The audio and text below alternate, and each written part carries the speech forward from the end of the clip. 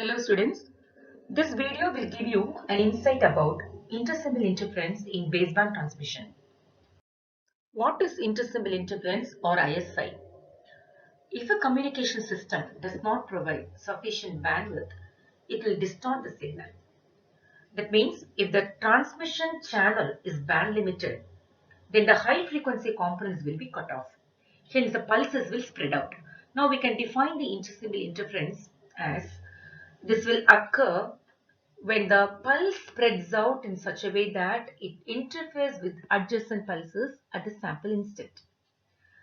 Here, for example, we have taken one polar NR is a line code. Now, the channel input is having the data 1 whose pulse width is TB. Now, for the same channel input, the channel output is nothing but it is a spreaded pulse with a pulse width 2 times TB. So, this is the diagram. Similarly, for the data 0, now the channel output is like this.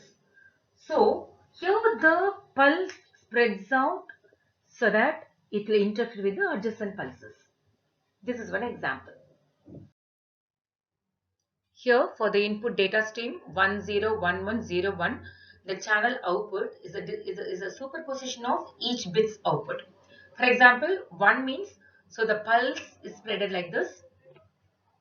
Then for 0, this is a spreaded pulse, and for the 1, again this is the overlapping of the two adjacent pulses. Here also this is 0 and this is 1. So the typical channel output will be the superposition of all the bits. So we have the channel output as a waveform in this manner. So this is another example, that is if the rectangular multi-level pulses are filtered improperly as they pass through the communication system, they will spread in time. And the pulse for each symbol may be smeared into adjacent time slots and cause intersymbol interference. So this is the input waveform 100, and for the that is the individual pulse response will be like this. So this is a pulse which corresponds to the bit 1. And for 000, so for the 3 consecutive time slots, we have the waveform which is nothing but 0, and the resultant waveform will be like this. And for 1011, so this is 1. This is the pulse which corresponds to the bit 1. It is spreading in the next time slot, that is which corresponds to 0. Then for the 1 and again the next bit, that is 1. So we have the overlapping of all the adjacent pulses, which will cause the intersymbol interference. So at the sampling points, we have the received waveform, which is nothing but the sum of the pulse responses. So all the pulse responses are summed up and we have the resultant waveform. So this diagram shows the baseband binary data transmission system where the data is transmitted in the form of pulses. So the desired output at the receiver gets interfered with the other bits, thus causing the intersymbol interference. Now, the incoming binary sequence BK consists of the symbols 1 and 0, each of duration TB. So the pulse amplitude modulator will modify this binary sequence into a new sequence of short pulses whose amplitude AK is in the polar form, that is AK is equal to +1 if the symbol BK is 1 and AK is -1 if the symbol BK is 0. So the sequence of short pulses so produced is applied to the transmit filter of impulse response G of t. So this will produce a transmitted signal S of t, that is S of t is equal to sigma n is equal to minus infinity to infinity AK G of t minus k TB, where AK is a symbol mapping and G of t minus k TB is a pulse shape.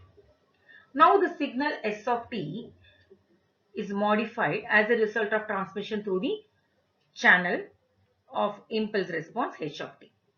So in addition, the channel adds some random noise, that is W of t, to the signal at the receiver input. So this is the receiver input.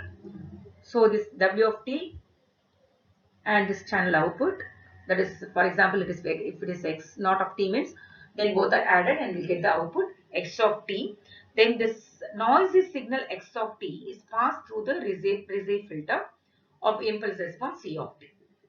So the resulting filter output y of t is sampled synchronously with the transmitter with the sampling instance, which is being determined by the clock or timing signal that is usually extracted from the receiver filter output.